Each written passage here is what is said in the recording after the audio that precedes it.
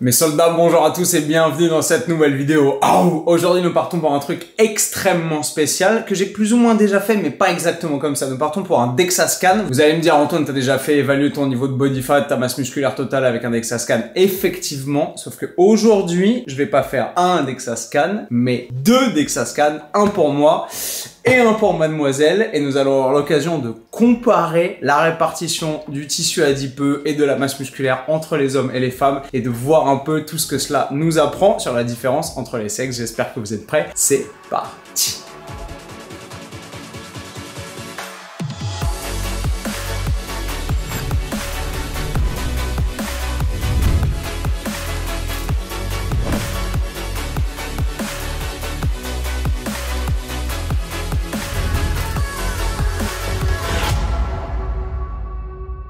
Bon, mais avant d'aller se faire expertiser et compter les plis, on va faire le traditionnel petit posing d'avant DEXA scan. Comme ça, vous allez pouvoir estimer mon pourcentage de masse grasse et le pourcentage de masse grasse de ma compagne. Comme ça, vous allez vous faire une idée du physique. Sachant que moi, je suis en fin de sèche, que j'ai surtout fait 3 mois d'entraînement cardio intensif. Donc, j'ai probablement pas retenu autant de masse musculaire que sur mes autres sèches. Ce qui fait que si je suis peut-être descendu au même niveau de body fat, je suis peut-être un peu plus gras parce que j'ai perdu un peu de masse musculaire très probablement. Mais ça, l'examen va le confirmer ou l'infirmer, on verra bien. Je vous fais un petit posing rapide, vous faites vos idées, ensuite tu poses, c'est parti.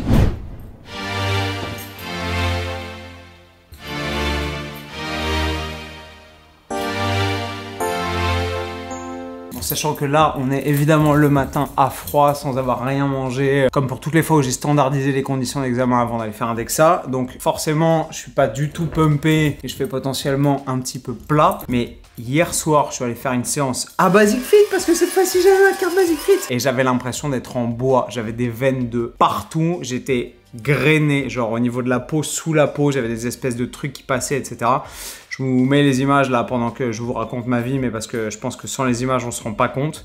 Hier, j'avais l'impression d'être un cyborg. Donc, c'est le même physique, à 12 heures d'écart. C'est simplement la dure réalité du fait d'être en sèche et d'avoir forcément un physique plat quand on n'est pas pumpé et un physique qui explose au moment où vous êtes en train de vous entraîner avec les bonnes lumières et le bon stimulus musculaire et le bon pump, tout simplement. Peut-être que ces deux différentes images vont vous aider à avoir une idée plus claire de mon niveau de body fat.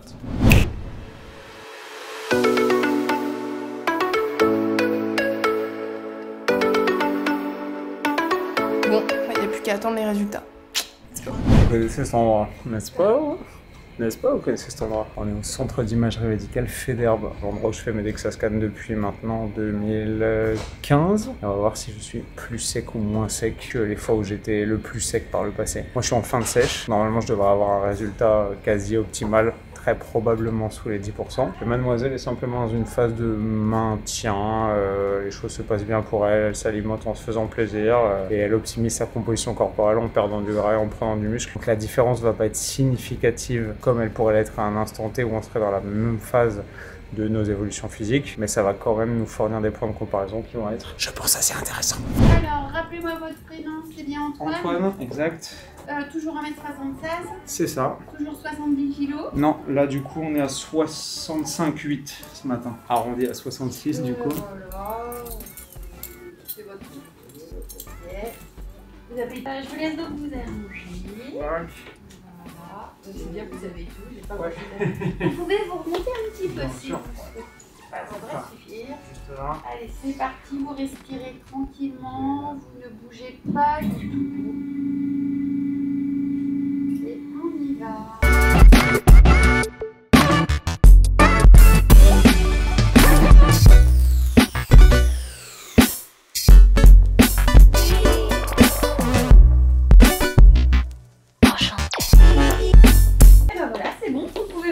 Super, merci beaucoup. Bah, de rien, je vous en prie.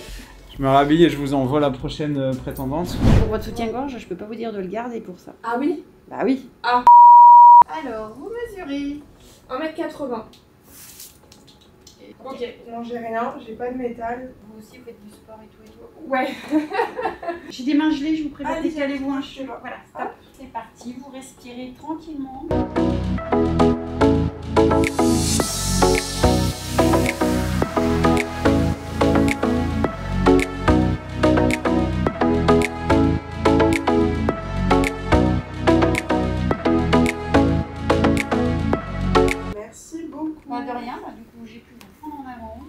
laisse vous rhabiller. Vous n'oubliez pas votre bac qui vous à côté de vous. Ouais, super.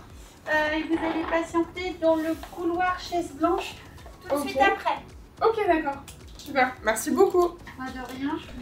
Bon, on vient de rentrer à la maison de ce petit Dexa. Il y a des données extrêmement intéressantes et pertinentes pour la comparaison entre hommes et femmes grâce à ces deux Dexa qu'on a fait simultanément. Donc, roulement de tambour pour le résultat le plus important de ce qui nous intéresse pour cette vidéo, c'est le pourcentage de masse grasse, sachant que moi, lors de mon dernier Dexa que j'avais fait le 7 janvier 2021, donc j'étais à 14,1% de masse grasse et je suis...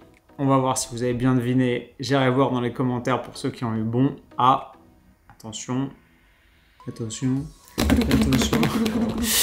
9,3%. Donc sous les 10%. C'est ce que j'avais pronostiqué. C'est ce que je savais, ce que je sentais de comment mon corps avait évolué, de comment mes plis et l'épaisseur de mes plis cutanés, etc. de mon stockage de masse adipeuse avait évolué. Je sentais bien que j'étais pas aussi sec qu'en 2017 où j'avais fait mon dernier Dexa à 8,8%.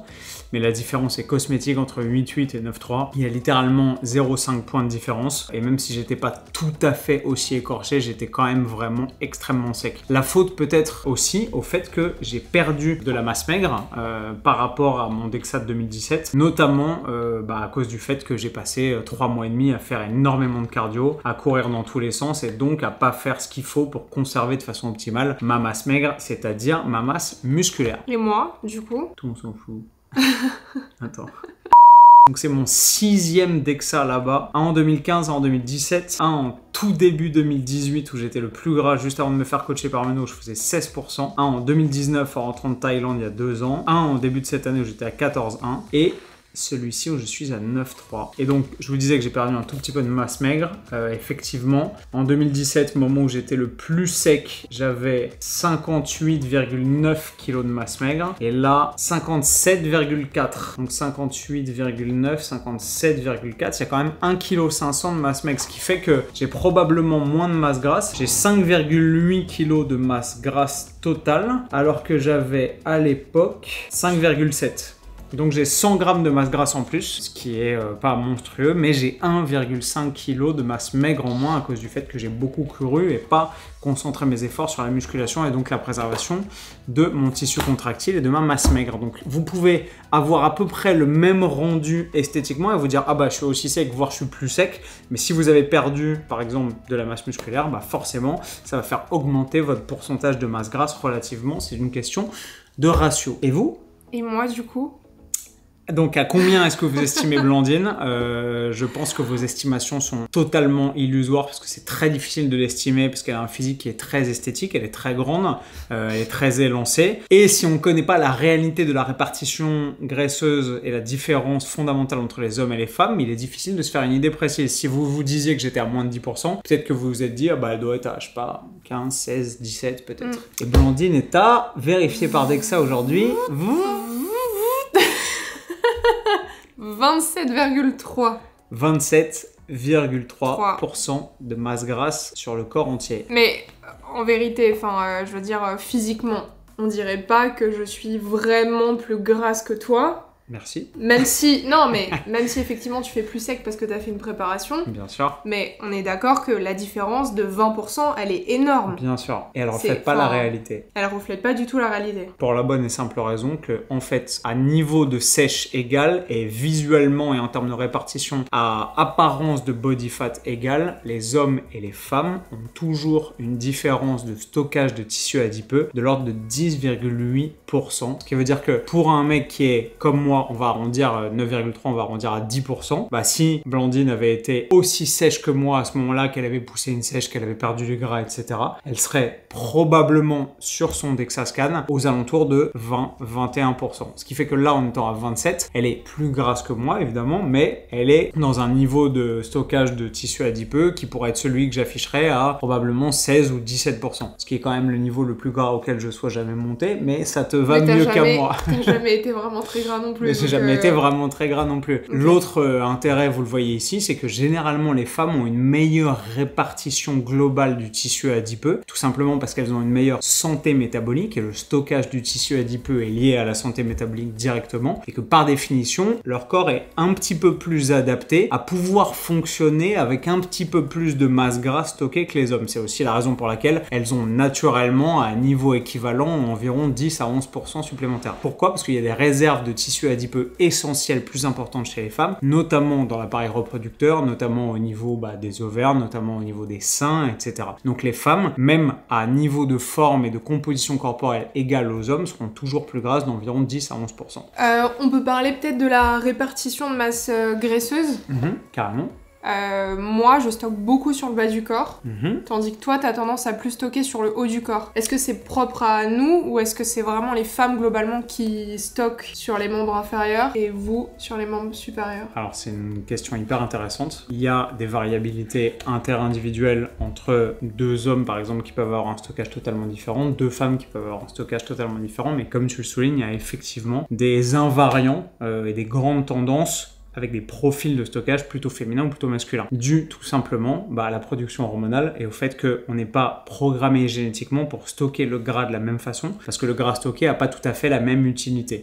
Généralement, je l'ai dit, les femmes stockent le gras de façon un peu plus uniforme et un peu mieux répartie. Et les hommes, généralement, par exemple, on a tendance à avoir les membres qui restent relativement secs et à stocker au niveau du ventre, au niveau de la graisse viscérale et au niveau des poignées d'amour. Et généralement, les femmes, vous prenez plutôt tout dans le cul, exactement, et plutôt autour de la culotte de cheval et plutôt au niveau des cuisses. Tout simplement parce que le profil hormonal, qui est d'un côté plutôt androïde chez les hommes et d'un côté plutôt gynoïde chez les femmes, fait que forcément la carte génétique fait qu'on stocke pas exactement au même endroit. Et c'est très parlant dans les résultats qu'on a là du DEXA. Moi, par rapport à janvier où j'étais à 14, et donc là j'ai perdu 5 points de body fat, de 14 à 9. Si on regarde par exemple mes jambes, j'avais en masse grasse dans les jambes 3 kg total, et là j'ai, total des jambes, 2,4 kg. Donc j'ai perdu 600 grammes de gras. On se dit ok, 600 grammes de gras sur des jambes, alors que j'ai perdu quand même 6 kg en tout, ça paraît pas monstrueux. En revanche, si on regarde mon tronc, 4,7 kg de masse grasse, et maintenant j'ai plus que 2 kg. C'est-à-dire que j'ai perdu 2,7 kg de masse grasse entièrement, uniquement au niveau du tronc, pas au niveau des bras, simplement au niveau du buste et au niveau de la ceinture abdominale. Ce qui fait que visuellement, moi, dès que je vais prendre du gras, je vais prendre directement ici, mes abdos vont se recouvrir, je vais mettre à prendre des poignées d'amour, je vais avoir visuellement un effet disparition du six-pack, qui est d'ailleurs atroce et que je déteste, mais on n'a jamais ce qu'on veut évidemment, alors que quelqu'un qui va avoir une répartition plus sur les membres ou plus sur le bas du corps va probablement pouvoir rester visuellement assez sec et assez mince au niveau de la taille et du ventre, comme c'est ton cas par exemple, alors que le gras va se stocker ailleurs. Et ça, c'est extrêmement intéressant. Toi, si tu regardes par exemple en fonction du pourcentage ta répartition au niveau du tronc, on voit que alors qu'elle est à 27% son tronc, c'est-à-dire vraiment la partie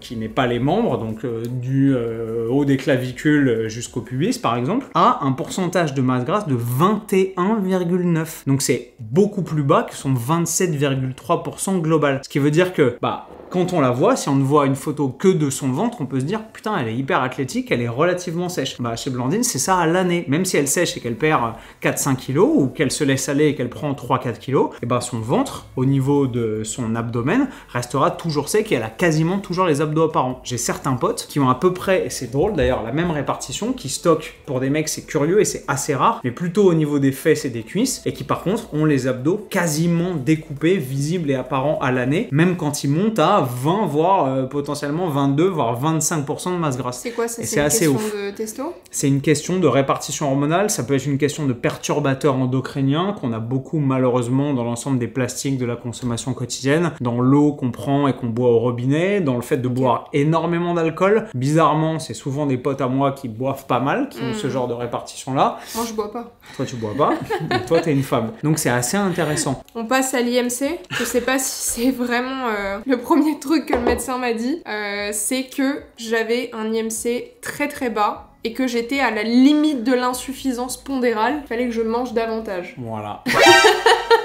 L'IMC, qui est l'indice de masse corporelle, qui est le poids sur la taille en mètres au carré, c'est un indicateur potentiellement médical pour évaluer la corpulence des sujets. Et c'est un peu le parent pauvre des données analytiques médicales et scientifiques, parce que le problème, c'est que ça sert potentiellement pour évaluer par défaut des sujets qui sont sédentaires, parce que là où les gens n'ont plus aucune masse musculaire, on va les évaluer uniquement en fonction de leur stockage de tissu adipeux. Donc un sujet lambda avec une masse musculaire lambda qui va être à 15% de masse grasse, il va avoir un IMC de temps, et forcément s'il monte au cours de sa vie à 35% de masse grasse sans changer sa masse musculaire ou même sa densité minérale osseuse, bah son IMC va augmenter et il va, attention, tomber dans le rouge. Sauf que le problème, c'est que on en est à utiliser par défaut ce genre d'indicateurs qui sont vraiment indigents scientifiquement et intellectuellement, parce que les gens n'ont plus suffisamment de dépenses énergétiques, d'activité physique, de NEAT, et tout simplement n'utilisent pas suffisamment leur masse musculaire. À l'époque, béni ou pas, où les gens bossaient dans les champs, etc.,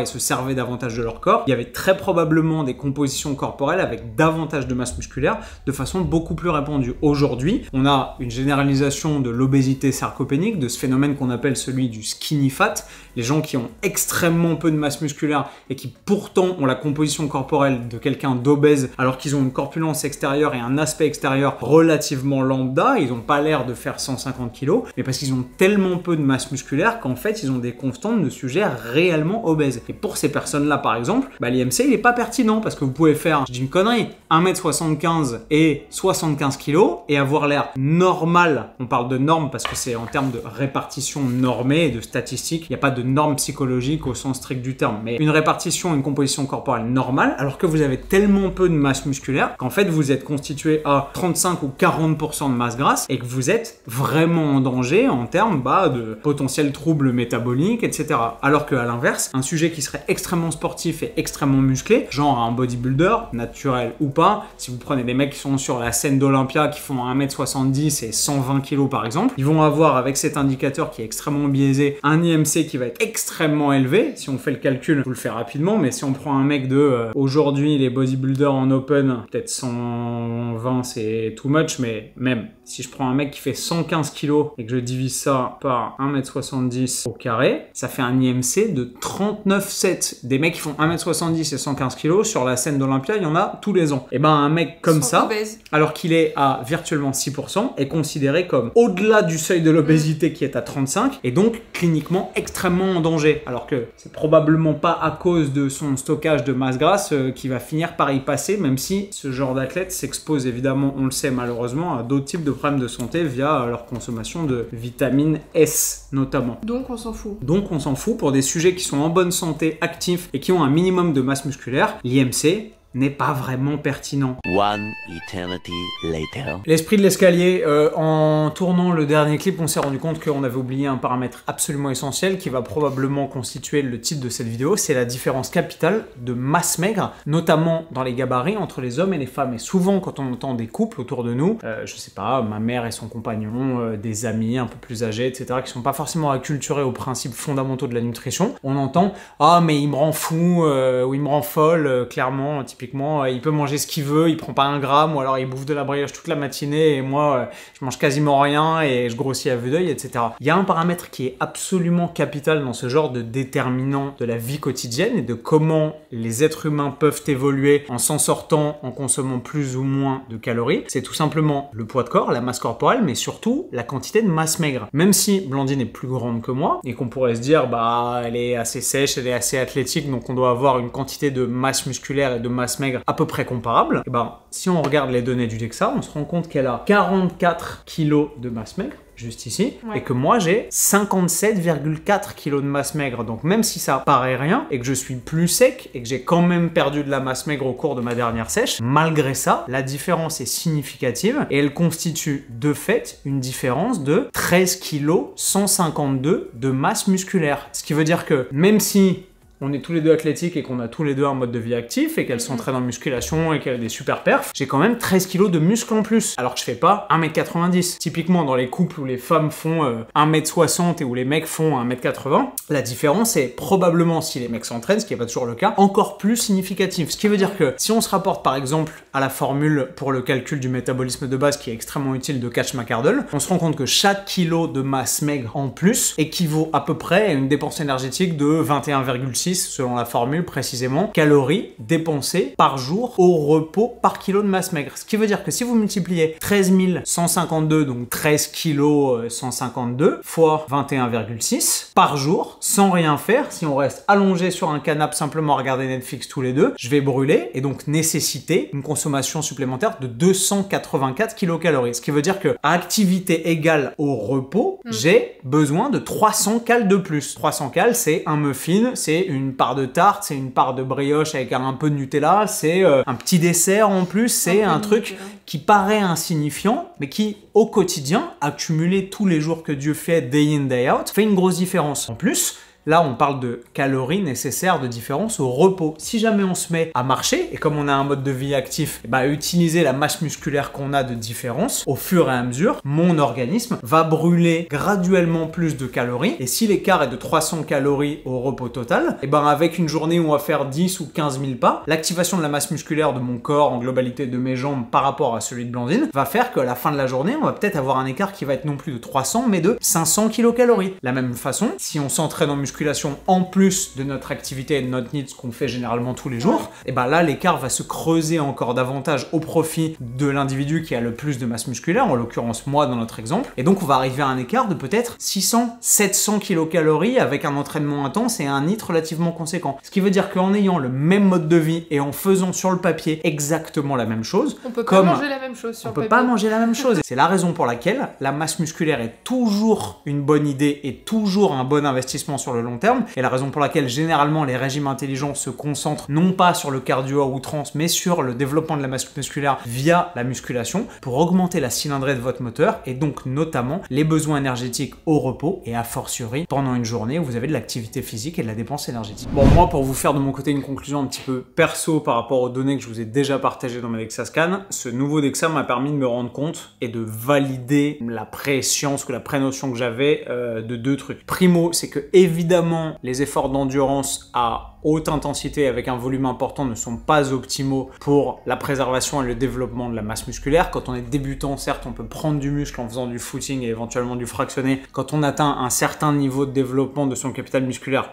par rapport à son potentiel génétique personnel, forcément ça devient plus compliqué. Et là, force est de constater qu'en 3 mois à courir 3 fois par semaine à raison de 5 heures à 5h45 par semaine, forcément c'est pas optimal pour maintenir son niveau de masse musculaire et forcément ma masse musculaire a légèrement diminué. Il y a aussi le fait que le P ratio n'est jamais de 100%. Quand on fait une sèche et qu'on perd du poids, malheureusement quand on le fait naturellement, on ne peut pas conserver intact l'ensemble du tissu musculaire, tout simplement parce que c'est un tissu qui est métaboliquement coûteux et que le corps se dit oula, on est en déficit calorique, on fait face à un problème d'approvisionnement en énergie, donc il va falloir sacrifier des tissus. Certes, on va sacrifier de la masse grasse, mais malheureusement dans l'opération, on ne peut pas faire autrement que d'hydrolyser des tissus de la masse musculaire et de perdre un peu de muscle pendant l'opération. C'est pour ça aussi que faire des sèches à répétition, voire faire des sèches tous les ans, c'est forcément délétère pour la progression globale de la masse grasse, et que même si mon physique globalement s'est amélioré au fur et à mesure des années grâce à la maturité musculaire, grâce au fait que peut-être je pose mieux, grâce au fait que j'ai mis la priorité sur certains points faibles et que certains points forts comme par exemple mes pecs ont peut-être un tout petit peu perdu mais que visuellement ça se compense et que ça ne se voit pas, j'ai quand même perdu de la masse musculaire sur cette dernière sèche, notamment à cause du fait que j'ai beaucoup couru, par exemple, beaucoup fait de cardio et pas optimisé la rétention de ma masse musculaire en me concentrant vraiment sur la muscu et en focusant l'ensemble de mes efforts sur le fait de préserver impérativement ma surcharge progressive. À la fin de ma sèche, sur les 3 dernières semaines, c'était très difficile. Je faisais échec sur l'ensemble de mes exercices et mon niveau de force baissait progressivement, signe que la masse musculaire musculaire est en train, doucement mais sûrement, de foutre le camp. Donc ça pourra vous faire réfléchir à l'avenir si vous avez envie vous aussi de vous lancer sur une sèche ou sur plusieurs. Plus vous allez faire de sèches, plus vous allez contraindre votre corps dans un environnement hormonal et surtout dans un contexte de déficit calorique qui n'est pas favorable à la progression de la masse musculaire, comme l'illustre l'ensemble de ces données. L'autre truc cool, c'est une donnée que j'avais pas analysée, mais là il y a une vraie tendance qui se dégage dans ces données-là, c'est que j'ai l'impression, quand je pose par exemple, d'avoir, et ça m'a toujours fait sourire quand on demandait aux mannequins ou aux acteurs quel est votre meilleur profil, le gauche ou le droit, je trouvais toujours ça débile. Mais en fait, en termes de disposition du physique et de répartition, bah, ça a davantage de sens. Au niveau du posing en bodybuilding par exemple, connaître ses angles et connaître la façon dont le corps se pose le mieux, s'offre le mieux au regard, prend le mieux la lumière, etc. C'est extrêmement important. Et là, on a une donnée qui vient éclairer un truc que je sens sur mon propre physique depuis des années et que maintenant je peux exploiter de façon objective. Regardez bien. Souvent, quand vous me voyez en photo, alors vous me voyez en photo sur Instagram, donc peut-être que vous avez l'impression que je suis à l'envers, mais quand je pose généralement, j'ai la partie gauche de mon corps en avant et je suis très rarement, même la façon dont je me tiens, c'est pas naturel pour moi, je suis très rarement dans ce sens-là. Je pensais que c'était parce que en boxe, je suis droitier et donc j'ai tendance à avoir la jambe droite en arrière et toujours le bras gauche en avant et que du coup, naturellement, quand je suis en train de discuter avec quelqu'un ou en pause dans la rue, etc., si je suis pas totalement de face, je suis légèrement de 3/4 avec mon côté gauche en avant. Je suis gaucher également, donc c'est mon côté gauche qui est le côté fort et ça paraît pertinent. Et si on regarde les données qui ressortent du DEXA ici, on voit que non seulement il y a une différence de masse maigre, c'est-à-dire de masse musculaire entre mon bras gauche et mon bras droit, mais aussi une différence de stockage de masse grasse. Et ça, c'est extrêmement intéressant. Si on regarde les données ici, il y a une différence de masse de 200 grammes entre mes deux bras, mais elle est à l'inverse de ce qu'on pourrait penser. C'est mon bras droit qui fait 4,5 kg et mon bras gauche qui fait 4,3 kg. Pourquoi? Souvent parce que, en fait, même si on pense être gaucher par exemple, généralement la main qui est la main directrice est la main qui s'occupe des tâches minutieuses et qui demande de la dextérité et beaucoup de proprioception et beaucoup de coordination œil-main. Et pour les tâches de soutien, de maintien, les efforts, par exemple, quand on tient un bocal de cornichons, je sais pas vous, mais moi je le tiens de la main droite et je l'ouvre, je l'opère de la main gauche parce que ma main gauche est la main la plus dextre, paradoxalement, et ma main droite est probablement celle qui fournit l'appui le plus solide. J'ai, en termes de masse maigre, donc de masse musculaire, quasiment 100 grammes de plus à droite qu'à gauche. En revanche, la différence monstrueuse, c'est que dans mon bras gauche, j'ai 330 grammes de masse grasse et dans mon bras droit 400 grammes. Donc j'ai quasiment 70 grammes de gras de différence de répartition à gauche et à droite. Et c'est vrai que si je fais rien, là je suis pas pumpé, je suis en train de vous parler de faire ma vidéo, bah ce bras là qui est mon bras droit, j'ai toujours l'impression qu'il est un peu moins sec, qu'il prend un peu moins bien la lumière, et ce bras là, sans rien faire, alors après c'est perso, c'est peut-être juste dans ma tête, mais dites-moi si vous trouvez, bah je trouve qu'il est toujours un peu plus sec, un peu plus veineux, un peu plus vascularisé, et que du coup si je suis en photo et que c'est plutôt cette face là qui sort, bah ça rend mieux tout simplement. Et quand je pose, par exemple, quand j'étais sur scène pendant mes compétitions de fitness, j'avais toujours tendance à avoir cette épaule, ce bras et ce pec en avant parce que ce côté-là est relativement plus sec, comme le confirme ce DEXA Scan. Voilà mes soldats, c'est extrêmement anecdotique,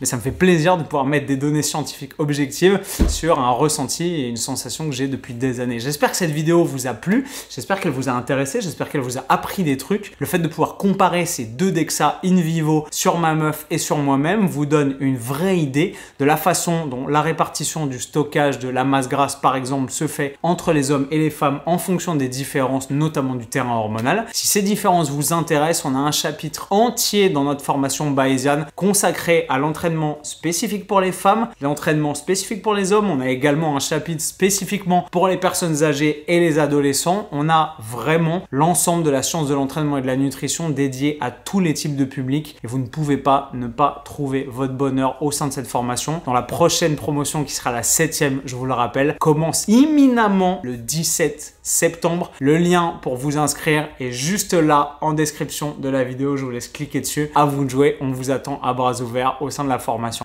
Boum, ici le entraîne du futur qui vous parle. Et ouais, en gros ça change un petit peu et la sortie de la nouvelle promotion de notre formation bayésienne est tellement imminente que si vous voyez cette vidéo le jour où elle sort, c'est-à-dire aujourd'hui le 1er septembre, c'est demain matin que se lancent les inscriptions publiques, le 2 septembre à 8 h du mat. Donc si vous voulez nous rejoindre, le lien pour vous inscrire à la 7e promotion de notre formation qui s'annonce absolument retentissante est juste en dessous dans la description. Cliquez dessus, les places vont partir extrêmement vite. À vous de jouer. Mes soldats, j'espère que vous avez kiffé cette vidéo. Si c'est le cas, comme d'habitude, vous le savez, éclatez-moi les pouces bleus juste en dessous après avoir cliqué sur le petit bouton rouge sur lequel il y a marqué s'abonner pour espérer recevoir d'autres vidéos de cette qualité. Et je vous retrouve dans une prochaine, comme d'hab, vous le savez, avec le sourire, plus fort et plus fit. Bam! Backlash written on me, card rubbing on a glass bowl, I've been balling. Free my ladies in the counter now, I'm already out. Already on the countdown, I'ma set it right.